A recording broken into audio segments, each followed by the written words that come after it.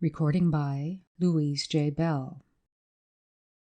An Imperfect Conflagration by Ambrose, Bierce.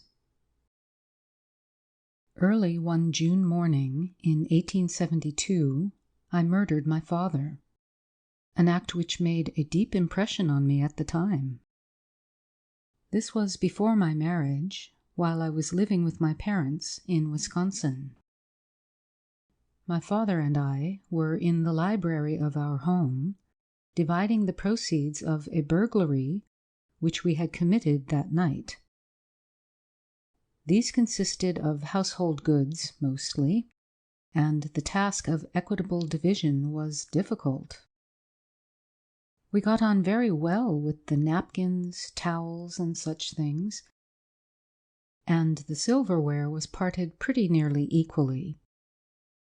But you can see for yourself that when you try to divide a single music box by two without a remainder, you will have trouble. It was that music box which brought disaster and disgrace upon our family. If we had left it, my poor father might now be alive. It was a most exquisite and beautiful piece of workmanship, inlaid with costly woods and carven very curiously.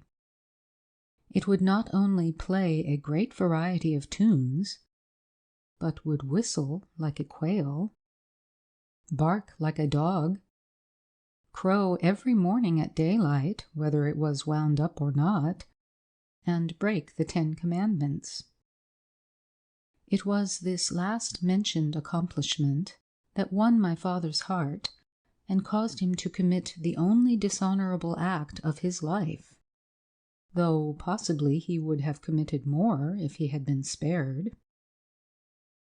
He tried to conceal that music box from me, and declared upon his honor that he had not taken it, though I know very well that, so far as he was concerned, the burglary had been undertaken chiefly for the purpose of obtaining it.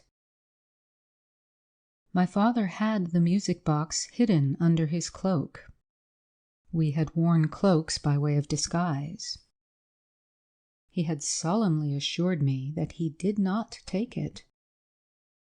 I knew that he did, and knew something of which he was evidently ignorant, namely, that the box would crow at daylight and betray him, if I could prolong the division of profits till that time. All occurred as I wished. As the gaslight began to pale in the library, and the shape of the windows was seen dimly behind the curtains, a long cock-a-doodle-doo came from beneath the old gentleman's cloak, followed by a few bars of an aria from Tannhäuser, ending with a loud click. A small hand axe, which we had used to break into the unlucky house, lay between us on the table. I picked it up. The old man, seeing that further concealment was useless, took the box from under his cloak and set it on the table. "Cut it in two if you prefer that plan," said he. "I tried to save it from destruction." He was a passionate lover of music, and could himself play the concertina with expression and feeling. I said, "I do not question the purity of your motive. It would be presumptuous of me to sit in judgment on my father. But business is business, and with this axe I am going to effect a dissolution of our partnership unless you will consent in all future burglaries to wear a bell punch." "No," he said, after some reflection. "No, I could not do that. It would look like a confession of dishonesty. People would say that you distrusted me,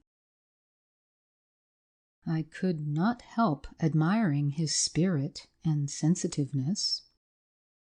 For a moment I was proud of him, and disposed to overlook his fault.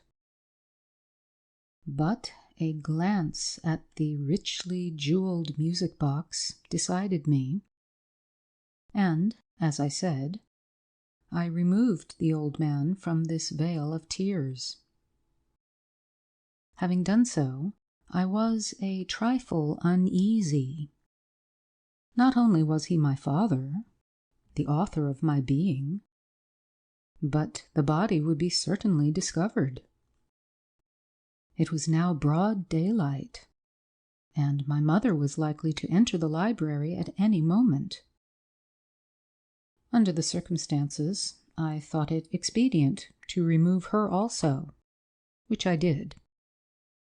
Then I paid off all the servants and discharged them. That afternoon I went to the chief of police, told him what I had done, and asked his advice. It would be very painful to me if the facts became publicly known.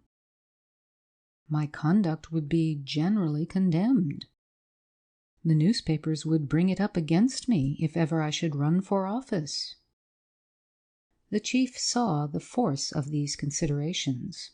He was himself an assassin of wide experience.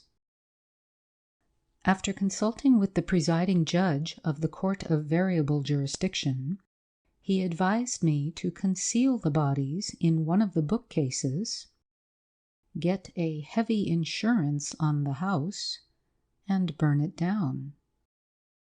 This I proceeded to do. In the library was a bookcase which my father had recently purchased of some cranky inventor, and had not filled. It was, in shape and size, something like the old-fashioned wardrobes which one sees in bedrooms without closets, but opened all the way down, like a woman's nightdress. It had glass doors. I had recently laid out my parents, and they were now rigid enough to stand erect. So I stood them in this bookcase, from which I had removed the shelves. I locked them in and tacked some curtains over the glass doors. The inspector from the insurance office passed a half-dozen times before the case, without suspicion. That night, after getting my policy, I set fire to the house and started through the woods to town, 2 miles away, where I managed to be found about the time the excitement was at its height.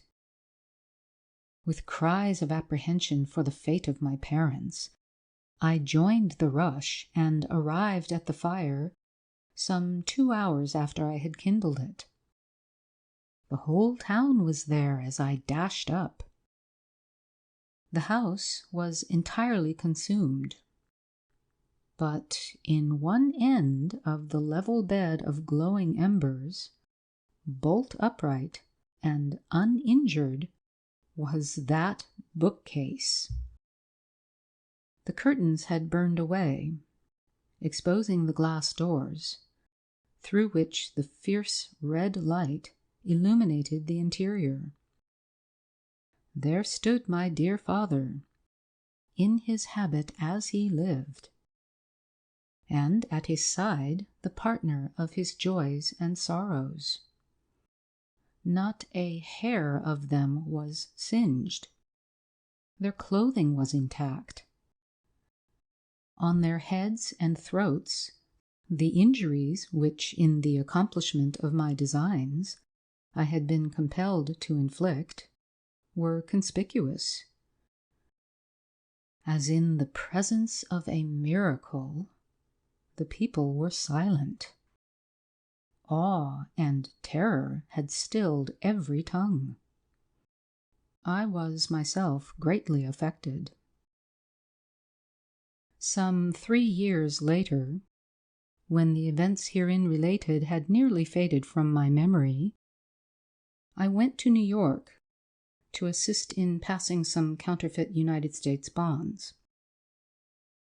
Carelessly looking into a furniture store one day, I saw the exact counterpart of that bookcase. I bought it for a trifle from a reformed inventor, the dealer explained. He said it was fireproof, the pores of the wood being filled with alum under hydraulic pressure, and the glass made of asbestos.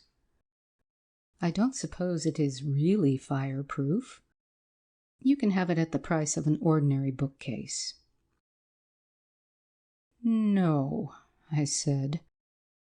If you cannot warrant it fireproof, I won't take it. And I bade him good morning. I would not have had it at any price. It revived memories that were exceedingly disagreeable. End of An Imperfect Conflagration by Ambrose Bierce. Recording by Louise J. Bell. Sebastopol, California.